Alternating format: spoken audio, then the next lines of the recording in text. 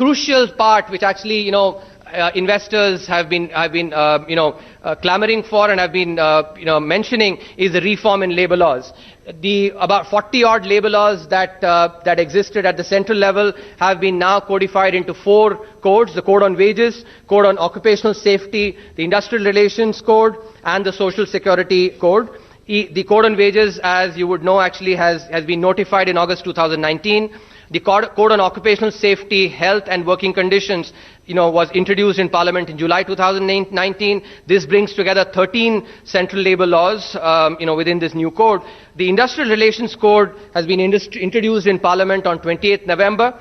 It amalgamates and rationalizes 3 central labor acts to impart flexibility to the exit provisions, especially by enabling fixed-term employment contracts and also enabling thresholds to be notified, thereby providing flexibility for attracting investment. The Social Security Code bill was introduced in Parliament on 11th December, and this will enable universal security for workers.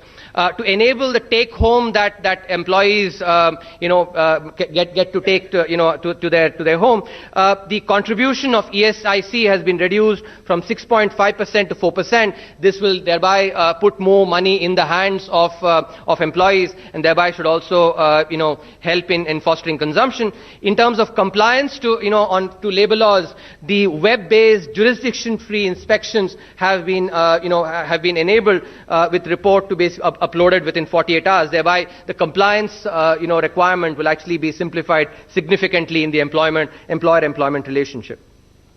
Now, let me just conclude by highlighting some important trends that are emerging in the economy, which we should certainly take note of. So this is some analysis that we've done on the status of employment, comparing it in 17-18 versus 2011-12.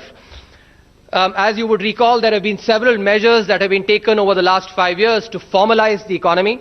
What you notice here, and this is the most important aspect to take note of, is that if you look at the distribution of employees between casual workers, regular salaried workers and self-employed workers, what you would notice is that the percentage of casual workers has gone down by 5%, and the regular salaried workers has gone up by an equivalent 5%. So in 2011-12, the percentage of casual workers was 30%, which has come down now, and regular salaried has gone up by 5%. This translates into about 2.3 crore jobs moving from casual workers to regular salaried.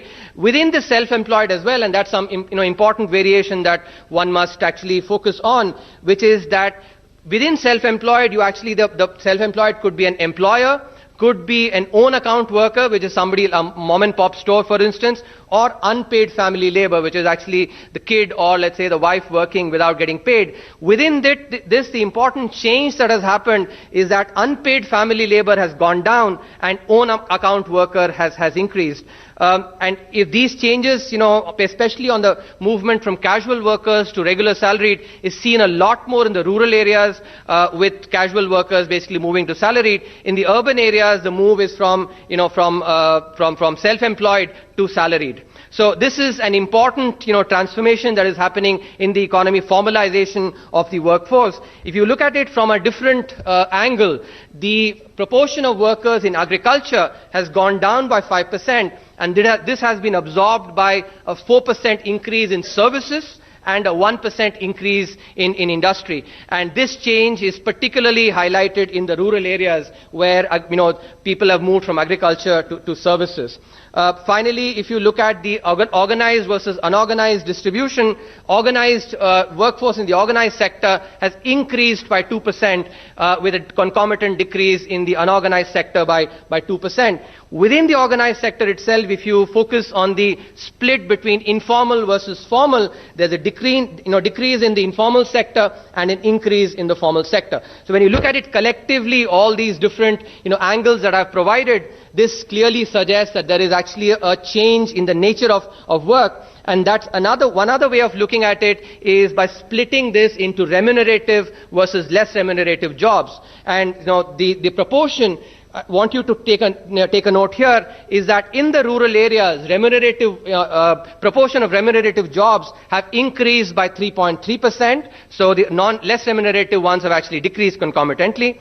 In urban areas, the increase has been about 1.4%. In aggregate, there is actually an increase about 3.2% in the remunerative jobs and a concomitant decrease in the less remunerative, which is consistent with what we saw with salaried workers increasing, with agriculture going down, the proportion of services and manufacturing increasing, and organized actually increasing within organized itself, formal versus informal.